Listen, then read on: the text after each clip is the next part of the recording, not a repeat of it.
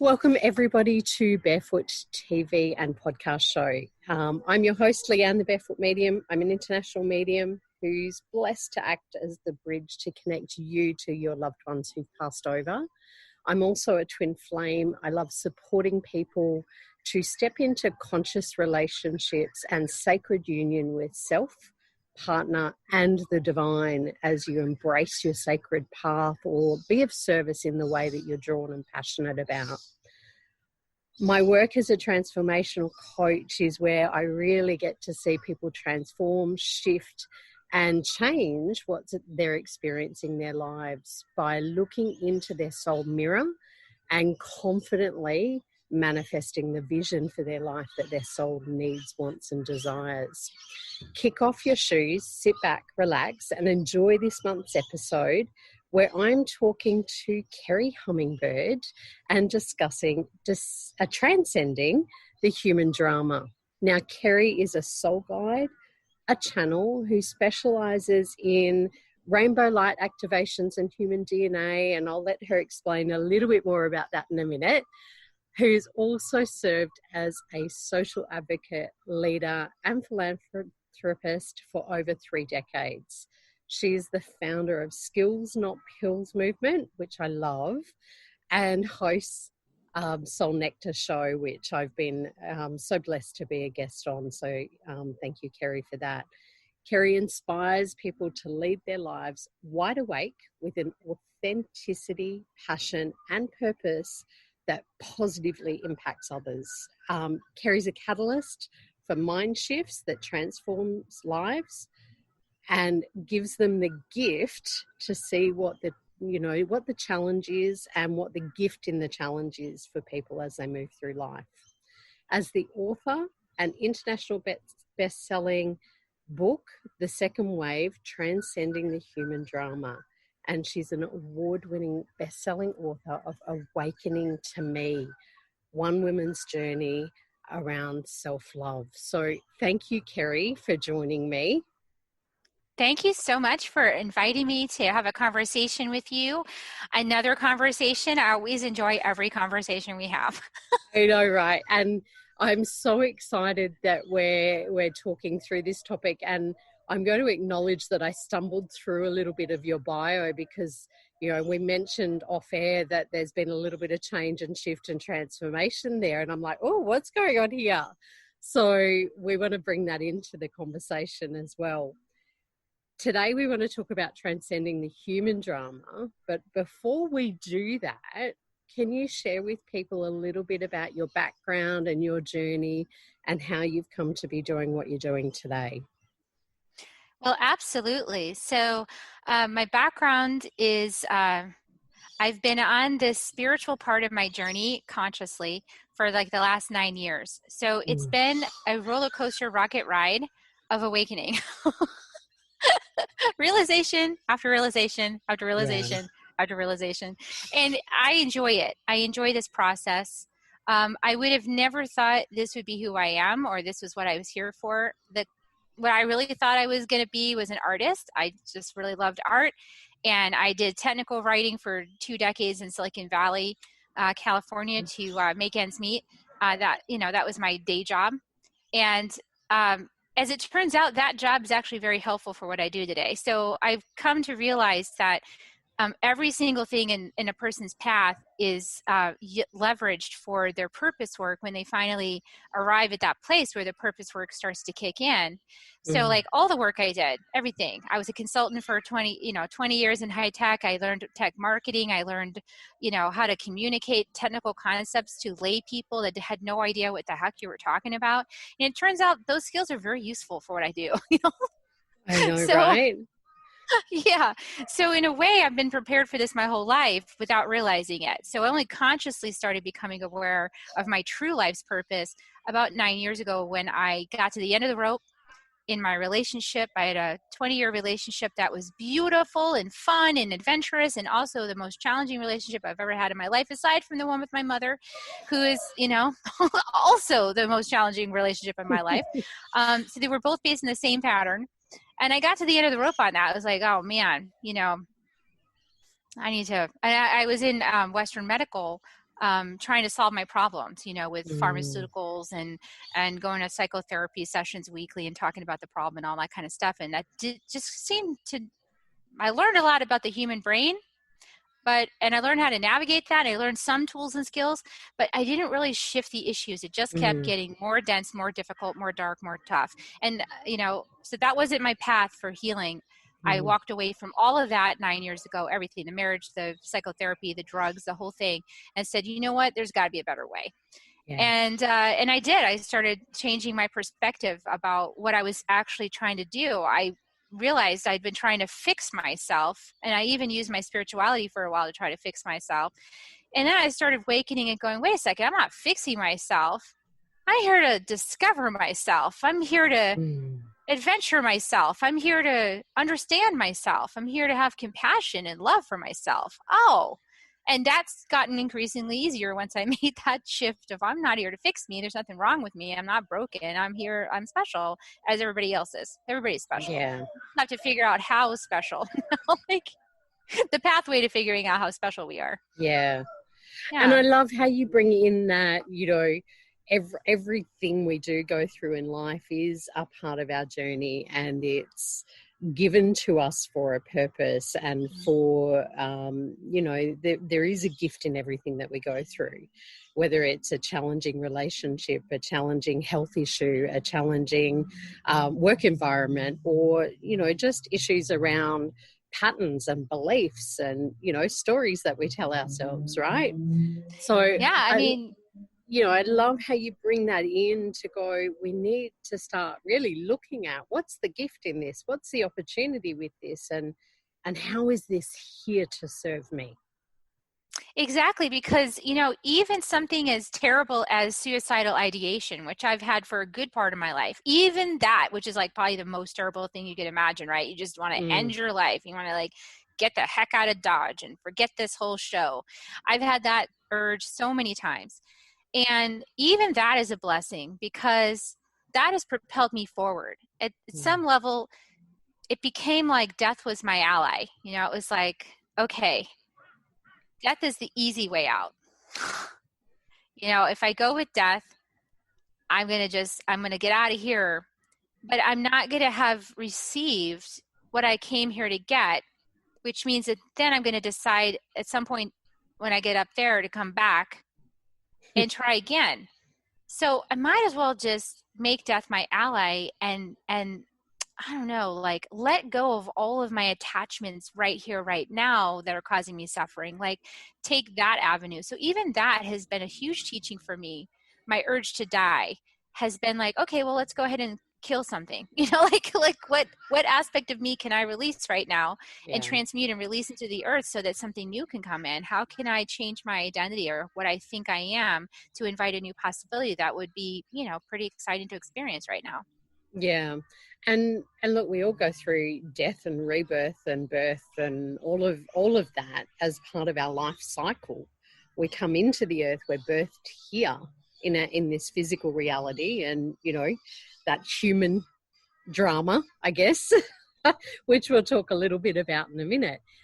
So we're birthed here, and then there's the ending of that, or the death of that baby stage when a child steps into being a toddler who's walking and moving and learning new skills, and then there's the death of that and stepping into being a child who goes to school, or an adolescent or an adult who's working and in relationship, and death and rebirth of relationships in so many different ways, right? Even if it is the same relationship that you're in, it shifts and moves every day. And it's our ability to maneuver or flow or go with where that energy is, and to know, and this is where I guess the word I want to explore with you a bit is drama comes in. Know when you've stepped into maybe a pattern of drama that's unhealthy for you and is no longer serving you, and letting go and releasing and allowing that death to come in, right? Yeah, absolutely. At some point, it's so funny, you're reading my mind, because of course you are clairvoyant.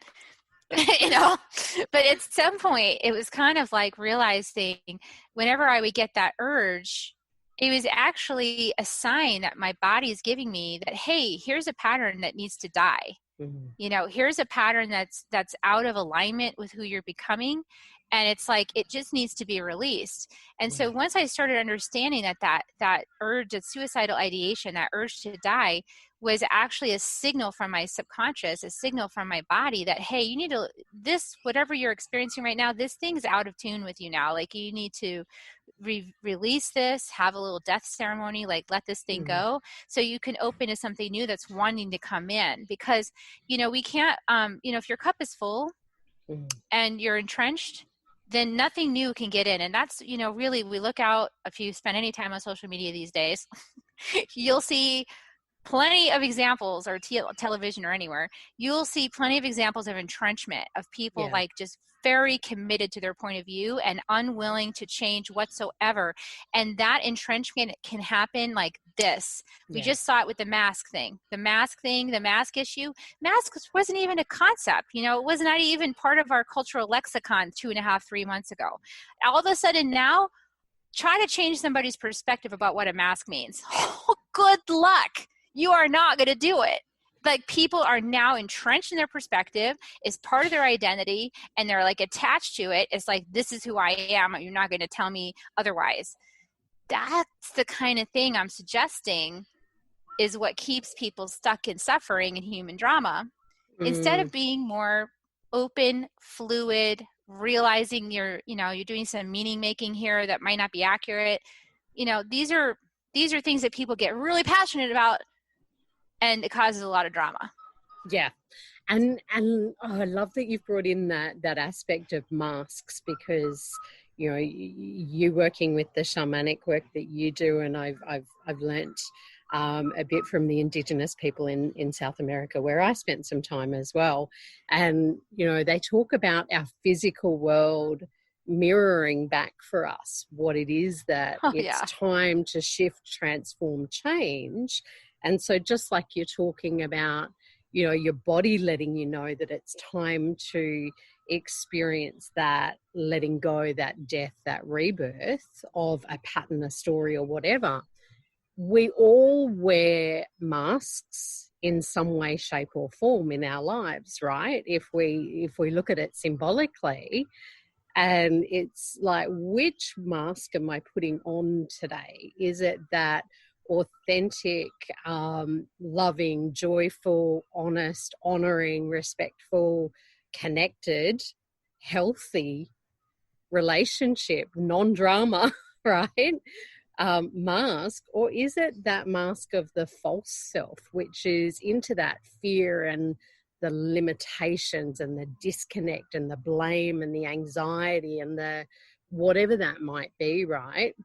And so it's fascinating that we're talking about, you know, social distancing that's really the size of the aura, and then we're talking about masks that come on, right? From a connected conscious perspective and a spiritual perspective, it tells a story.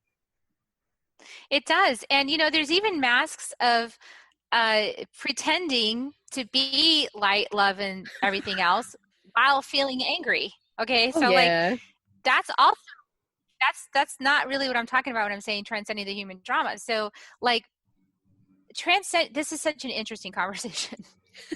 So where do I start? So the pathway into this is that when we first show up, most of us, not you because you were awake, most of us, when we show up, we have amnesia. We don't remember we don't know that we're anything other than this body and this name, whatever, and our family and our identity that we given by our family and everything like that. That's all we think we are. And then something happens that sort of rattles that cage. And then we start to go, oh, I think I'm more than just a body. And then we start to open to the spiritual journey. Then on the spiritual journey, we realize we can transcend this whole thing, meaning we can get the hell out of here and pretend like we're not here, you know? So we can get all expanded, and we can meditate, and we can go to the mountain, and we can go to the retreats, and we can escape our lives by going to spirit and pretend like we're not here because this place sucks. We can do that. And that's a part of the journey, because that is learning how to cultivate inner peace, how to bring yourself a state of peace. It's an important part of the journey. But don't stop there, because the next part is you bring it all back down into the physical body and you embody as human divine. And in the divine human experience, anger exists. Oh, yeah. Fear exists. Grief exists. It's just that it exists from a whole different lens and perspective. It's a whole different place that you process it from. And it doesn't need to be an entrenchment here, because we're aware now. It's like we're clued in. We're like we just saw the Wizard of Oz behind the curtain, and we go, I see you. And now we can have new conversations. Like we can be together. Maybe Leanne and I experienced some traumatic situation together. And then instead of getting upset about it, or we even have an argument, let's say. Yeah. And instead of getting upset about it, I go, Leanne, oh my gosh, I'm feeling so much anger in my body right now. And it feels like here, and it feels like here. And I don't know where it's coming from. And then Leanne can say, you know what? I'm feeling this. And I wonder where that comes from. And I'm really witnessing in you that you're feeling that. And I feel it too. We can have a whole different conversation about the argument we're having. Yeah. That doesn't result in more drama. Exactly. And I think that's where that authentic mask, right, is really about going, well, hang on, I'm really, really feeling and acknowledging everything that's going on for me right now. And it might be the anger, or it might be frustration, or whatever. And to know and trust that comes from love too. Yes. Right? It's the grit. It's the gritty. Gritty thing, like the grit in life that forges the diamond. And you can be having the gritty moment from this perspective and go, wow, I'm getting some diamond scrubbing, like this is awesome. And you can be feeling that, and be grateful for it. And the thing is that anger serves a purpose if it's directed. Like anger's just an energy, right? It's just energy. If we look at it from that perspective, and I love where this is flowing to hopefully give people who are watching and listening some insights. Anger's an energy that, if directed in positive and empowering ways, can absolutely transform your life.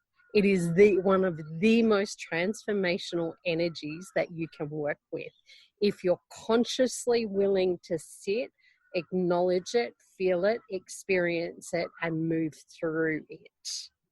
Right. And also not defend, not protect, not close down, not, armor, not blame, not shame, not judge, not, because right now in America, we've got a lot of things going on, and we just had some racial incidents and all kinds of things, and people are really and up I in knew that was going to come up this morning. I know, right? It's funny. I did a little bit more reading than I would normally to get some perspective on that. So I love that you brought that in.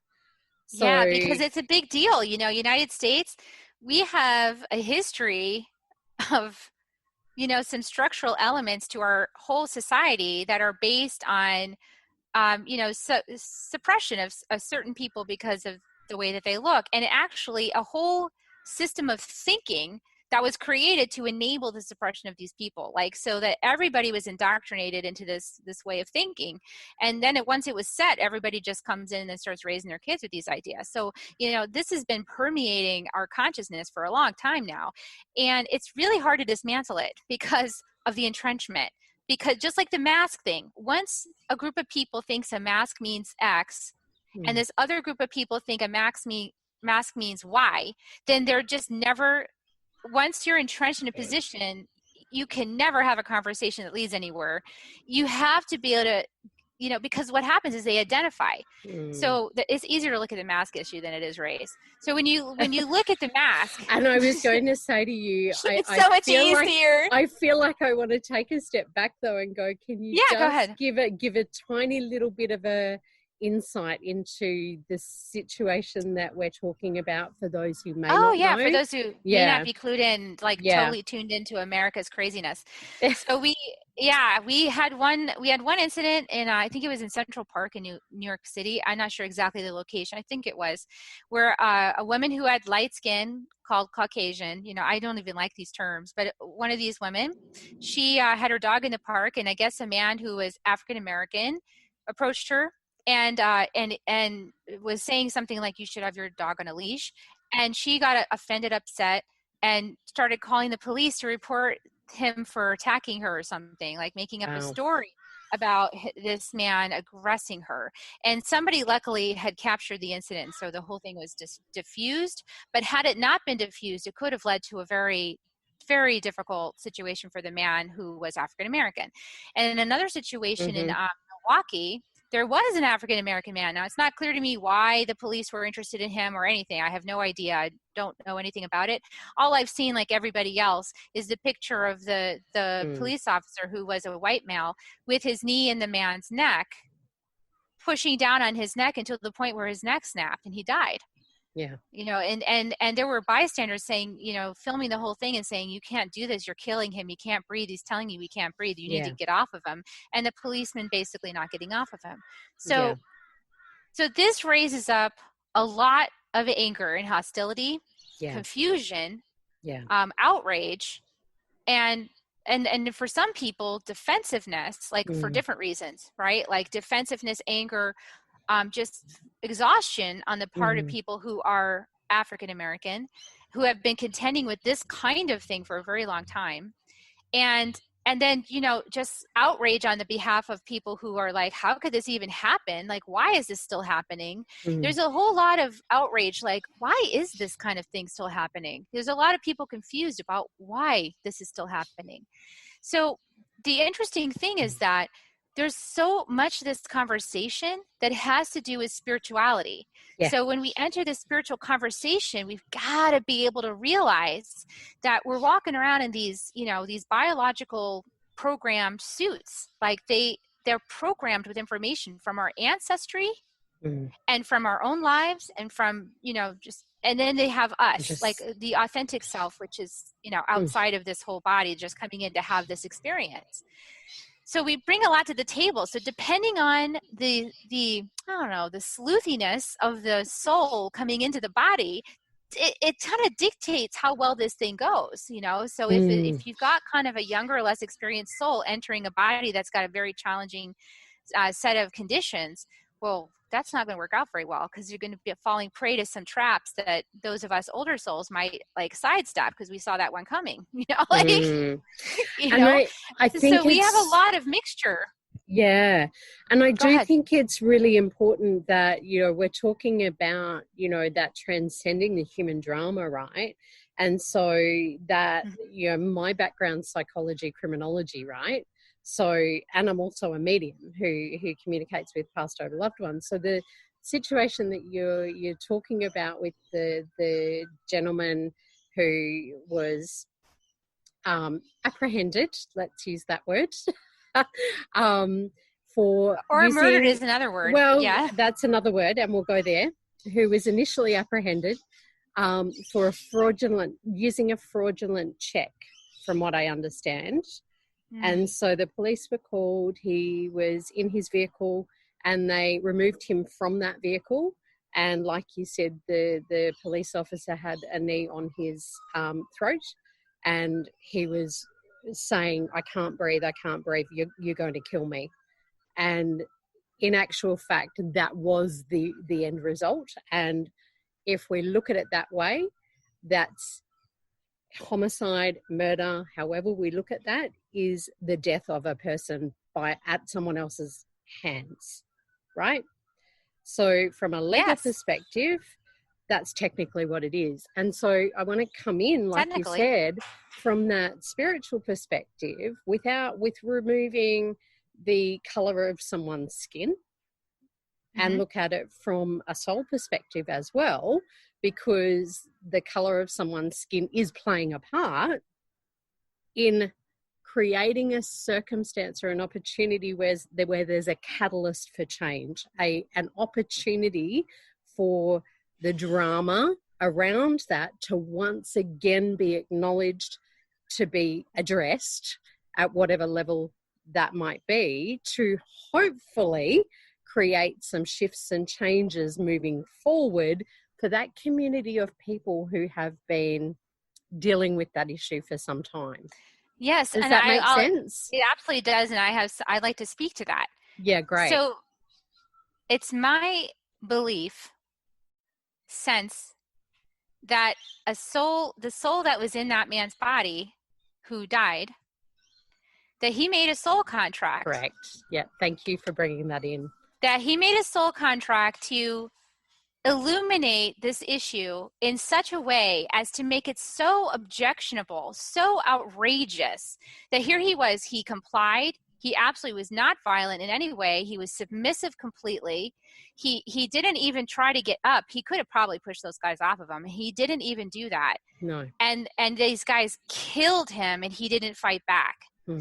Now, why do we need that kind of demonstration? Because of a word called denial. So how does stuff like this keep perpetrating again and again and again and again and never get resolved? Yeah. Because denial is a factor. Because people are denying that institutional racism exists. People are denying that certain people suffer at the hands of law enforcement more than certain other people based on the color of their skin. And it's that denial piece in the role that we all play in creating, and I mean all of us. I exclude no one. All of us play in upholding this system of institutionalized racism. This is the thing that keeps it going, is the denial that we have a role in it. So the interesting thing, why do people deny it, is because they don't look too closely at it. And why don't they look too closely at it? Because they're afraid of being told that they're racist, or they're afraid of being judged, or they're afraid of being told they're wrong, or they're afraid of being bullied, or they're afraid of, there's a fear around it. Yeah. And there's also a big, because it's such a messy situation. Oh, yeah. It's because everybody's involved with it. You can't, anybody can pull any argument out about it. Like, people can say, well, I've had African-American people be racist towards me. And so then you've got that whole argument going on. And then you've got other people saying, well, this impacts me too. And I'm not African-American, I'm Asian-American, so every way possible, it affects people. Every single person holds a piece. And and because we're all so unique and differentiated, you can't just form a group and say all people in this group think the same way. Yeah. They do not. Yeah. They don't have all the same experiences. So it's a frustrating experience because it happens at the collective. Yeah. But it's a completely unique individual experience. Yeah. So how do you just unravel that stuff? And I love that you brought in soul contracts and that word denial. And the word that I'm hearing Spirit talk about is resistance, because when, even if we come back to our human selves and what might be going on in a much less challenging situation for people who are watching or listening in your everyday lives, we often resist those patterns or those things that come up for us to look at, right? Because of a fear of what might I discover or what might change here. And there's kind of that fear of change, that fear of, and that uncertainty about what's there, right? And so, soul contracts are almost like that. If we talk relationships, they're almost like a circle, a cycle, right? And so, we're in the midst of 4 retrograde periods, which are talking about really clearing karma. So it's fascinating.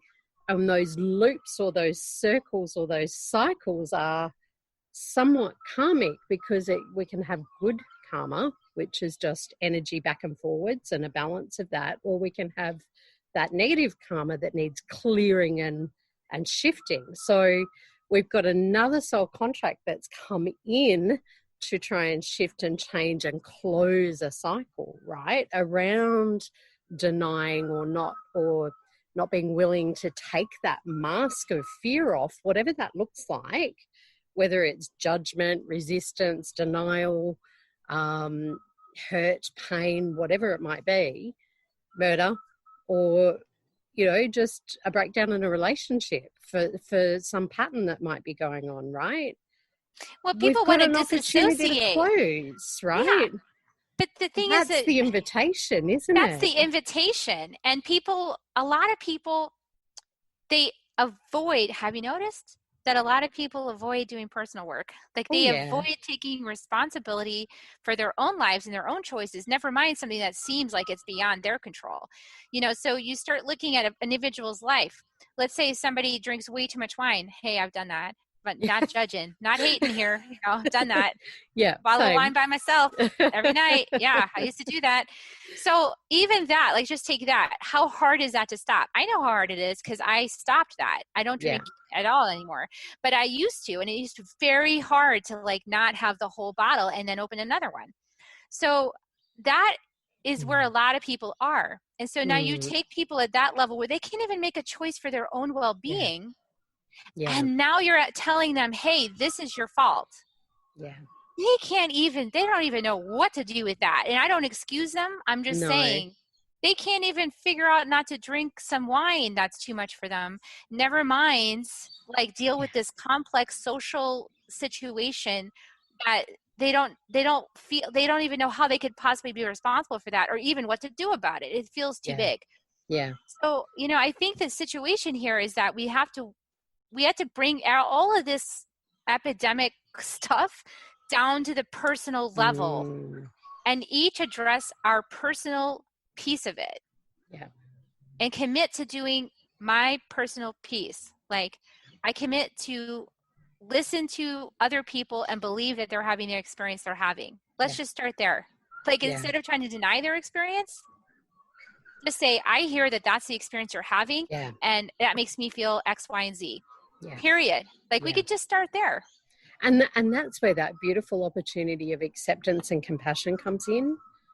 And that's really been a theme that I've been noticing around, you know, you talked earlier about social media and people being really firm on their positions, whether it's around, you know, the political situation, the economic situation, the vaccines or whatever. Everyone is entitled and is okay to have their own opinion or own reasoning about what their choices are. That's okay. When we are able to come into acceptance of that, that's your opinion, that's your choice. Great, love it. Thank you. Not mine, right? And I can choose something different. But it's also creating that beautiful, sacred, safe space of acceptance and compassion. And what I'd put a post out on social media, I did some research on the total number of souls who had passed from this world to the next as a result of this pandemic that's going on, right? And I put a post up going, here's the numbers. Here's the numbers who've passed. Here's the numbers who've globally lost their jobs, been impacted economically. I don't care what colour skin you've got, what background you're from, what your educational, you know, all of that. Don't care. Here's these souls that have been impacted by this scenario. Where is our compassion? Where is our ability to go, wow, I'm really sorry that you're experiencing that. What is it that you need in order to move forward? Where's that? From even, you know, people in the spiritual community, if I talk that way, right? Instead of putting out all this conspiracy theory and blah, blah, blah, blah, blah. And there's a lot, there's addiction there. Yeah, I know, right? And it's just like, hang on, where's that, take that mask off, right? And come back to acknowledge that it's not okay for some people. It's really not. It's painful. Yeah. You know, I think what we're up against here, Leanne, is that people are facing mortality Yeah. on an epic scale that we cannot prevent, actually. Yeah. I mean, we're trying to, but the measures we're able to take are not extremely effective. Like, it's giving people a panacea to think, oh, I'm doing something. It's like a placebo. Okay, I'm doing something and I'm protected and I feel better now. If everybody does this, then I'll feel safe. Yeah. But it's still a placebo. It And it's still actually, what's in, right? It's what's within you. yeah, it's like, this is, so the way I've kind of come to it is just realize that a lot of people are afraid of dying, right? Because listen, if you still think that you're just a soul, you're just a body, and you don't know that you have an eternal aspect to you, it's pretty terrifying to think you might die, right? Yeah. It's awful. Yeah. And when you have crossed to the other side of understanding and you've got access to your higher self and your eternal self and the feeling of that, and you have that reassurance within you and that self-love, and you feel like, maybe you've lived your life pretty well up until now and you've gotten a really good time and you're grateful for it. At some point it's like, well, if it's my time, it's my time. I know I know I'm going to come back again. But the thing is, even from that space, have compassion for the people that think that this is it, that this is all they have, and they're going to die, and they just die and rot and go in the ground, and that's it. Yeah. That is a terrifying experience.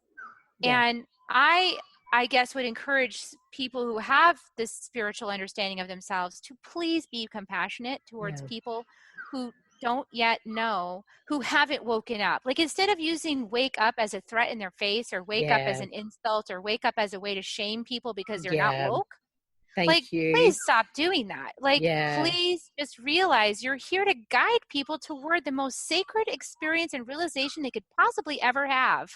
There isn't anything more sacred or beautiful than this realization that you are a spirit in a body. Yeah.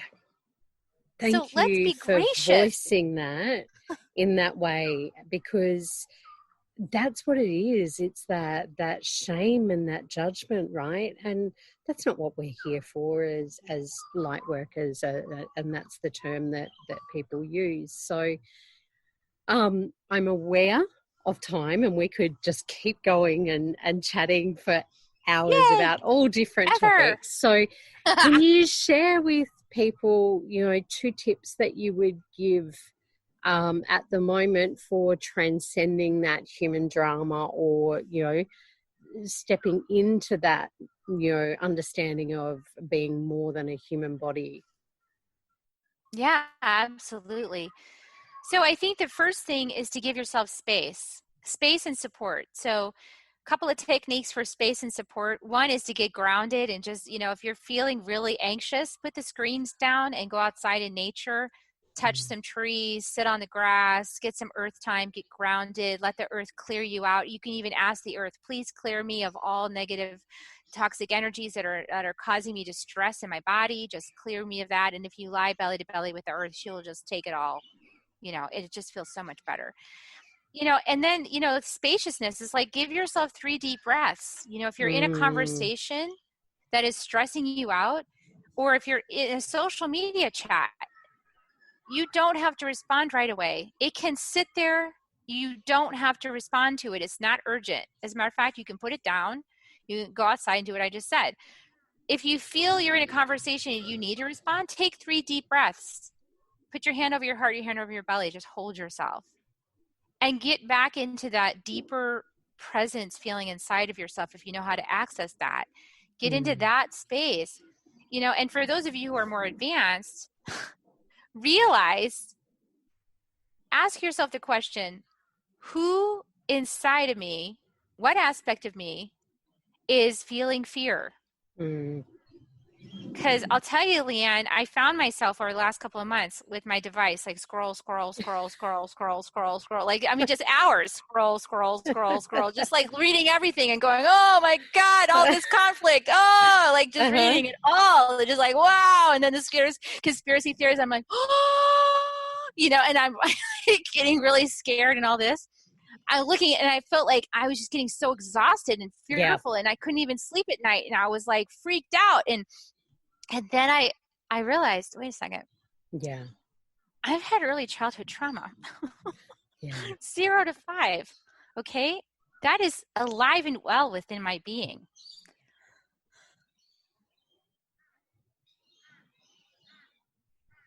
Sorry. Okay. So Totally that fine. aspect within me is scared. Yeah. And it's, thank you for that, because I'm going to add another tip that Spirit just threw in there to support people at the moment with even things like that or whatever it might be. So scroll, and, I had a similar thing. And to just remember that social media, whether it's Facebook, Instagram, messages, emails, even, conversations between you and friends, you and partners, you and clients, you and whatever, it's actually a sacred container of energy that is exchanged back and forwards, that you have full permission to give voice to what works for you and what you're comfortable with, and what doesn't work for you and what you're not comfortable with. There's a beautiful little thing on Facebook that gives you 3 little dots that you can click on a post, that when you click on it, it gives you the option to hide, to unfollow, or to unfriend. Or to take a break. Or to take a break, right? Yeah, and so you can take a break without even offending the person by unfollowing or unfriending. And so it's just take a break. That in itself is just an act of establishing a boundary. And that's what boundaries are all about. I had a friend who is, and her perspective is around the vaccines and what that does for people. I have a very different perspective. I found myself being drawn into that conversation and my energy slipping and going lower. And I just went, oh, hang on. And she's, aware and conscious. And I said, oh, can I just take a moment to acknowledge that I'm actually really uncomfortable in this conversation? Can we both agree to not have a conversation about that particular topic, because we have different perspectives? I'm absolutely okay with yours and I accept it and I appreciate it. I just have mine and it's different. And so we've just made an agreement that we won't have that conversation anymore. And so that's a healthy way, rather than the drama of, oh my God, this person did this and blah, blah, blah, or whatever it might be. And they're trying to change their point of view, which, by the way, is not very easy if somebody's really entrenched. I know, if somebody's right? super entrenched, let me just say, if somebody's really entrenched, judgment, shaming, blaming, and throwing your own statistics in their face does nothing but push them further into their entrenchment. Exactly. So we have to listen from compassion, love, and hold space to people who are entrenched, and just recognize at some point there might be, we agree to disagree. And, and in the meantime, like about the scrolling and getting afraid thing too, is like, if you have had childhood trauma, let's say you're like really empathic. If you're really a big feeler, you're putting, how to feel, right? Like I had trauma, like I could push my feelers out the whole building to see what was going on with everybody. Yeah. I mean, now I can push them out like around the whole world. I feel like, and I can push them in a whole room. Like people feel me everywhere because I'm like, what's going on in here? Like, and at some point we can think like we're like responsible for arbitrating all of the world's arguments and conversations as a light worker. We're not. So realize that this is just, like triggered the empathic little child within you that didn't have any control except to feel what was going on 2 blocks away. So just like come back inside, comfort that one, take it back as the adult in the situation, bring your higher power in, your higher self, whatever your concept of that, to go, okay, sweetheart, I got you. I got you. You're Relax. safe. You're safe. You're okay. And as soon as you make that shift, everything clears up. It's like, woohoo, like you're back in action, because you got to get in the flow, got to get in that flow. And I love that you mentioned the grounding and the breaths and adding those boundaries. Am I uncomfortable here? Okay, I'm uncomfortable. Well, that's a message from your soul to say there's a boundary here that you can create for you. Because we're not responsible for everything. Like I woke up this one morning, this is, I don't know, a year ago, I woke up with this little vision from White Eagle, my guide, who said, I woke up and I was like, what's going on? I was having this vision, this really clear vision of this person walking in a meadow, really big green meadow. I was like, oh, that's interesting. And then I looked closer at the person. They had a huge sack on their back. And I was like, what's that sack? And I looked closer and it was wriggling. Yeah. Like, why is it wriggling? And I looked inside the sack and there were sheep. And then I heard White Eagle say, sheep can walk. Yeah. I was like, oh, so I don't have to carry them on my back. No. We are here to mind the flock, and we don't need to carry them. Anybody that's feel called as a leader, as a light worker, you do not need to carry these people. They'll walk and find their own way. Let them skin their knees. Let them get, let them do whatever they need to do. You're not responsible for that. Yeah. And, without going too much into that topic, there's a concept of the drama triangle where there's, the victim, the rescuer, and the persecutor, right? And even in that, a lot of light workers are often in that rescuer mode, or empaths in particular, if you're not conscious. And that's, playing out that drama triangle and really coming back and asking yourself, is this a drama I want to really connect to? It doesn't hold the person in. It doesn't hold that person in a high place. It holds that person in a space where you don't think they can figure it out. Exactly. So they can figure it out, and they will figure it out. And if they want like a fast pass, if they want to, have a little cheat sheet, they'll come and talk to you about that. Be like, hey, can you help me out? And what it actually does is disempowers the sage, the wise woman, the king, the queen, the wise man, the elder that's within them that does know how to fix it, right? And so they're going to keep repeating that pattern until they work out how to fix it for themselves. So step out. let them experience it, right? When you do that, it's so intrusive, because I realize, because believe me, I used to do this. So please. Oh, so did I. This. That's how I know I don't want to do it anymore. Yeah. It's because I would walk right in. I realized it was almost like I'd walk in, this person been working on this puzzle for a week and couldn't put some pieces in place. And I came in and I said, oh, here it is. Boom, boom, boom, boom, boom, all done. And then people are like,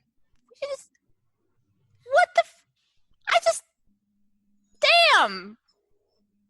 You just don't go and feel, that's why the Socratic method is better. You ask them questions. Yeah. And then they you already know where they're going. That's fine. You know where they're going.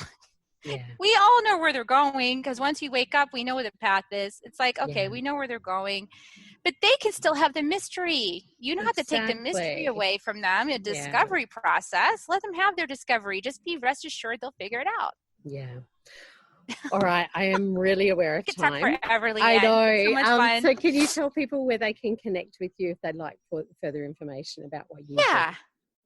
Yeah. So my website is kerrihummingbird.com, KERRI hummingbird.com. I have a Soul Nectar show is my podcast. You can get to it from my website, or soulnectar.show. And my books are available on Amazon, plus clickable from my website, kerrihummingbird.com. And also, I have a free gift for your audience. It's the Love Mastery game, which is an Oracle game I downloaded last year. And it's not to tell you what's going to happen, because you don't want to know that. Yeah. You just want to know why. Why is this happening to me right now? So that's what this game does. It helps you figure out, like, why, what's going on here.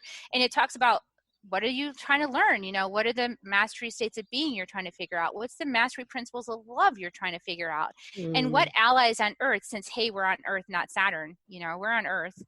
So let's use the Earth allies. Let's use the wisdom of tobacco, the wisdom of the mountains, the wisdom of fire. Let's use the wisdom of what we've got here to help us navigate our life challenges. And so it's just an invitation to that. And if you get a little 12-sided die with it, you have to buy that yourself. But you could actually roll the dice, which I think is like super fun. Yeah, it's like a game. Awesome. Thank you so much, Kerri, for joining me and for being on Barefoot TV and podcast show. For those of you who want to connect with me further, jump on my website, thebarefootmedium.com.au, or connect with me on social media, Facebook. I'll get the words out at some point.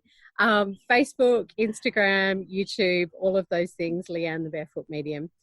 Thank you so much for connecting with us, and please take some whatever insights that your soul needed from today's show, and move forward and lift yourself above some of that human drama that you might be stepping into or witnessing or observing, and really come back into yourself, to your breath, and really create the world that you want to experience in your life. Thank you so much for joining me, and I look forward to connecting with you on the next episode. See you guys.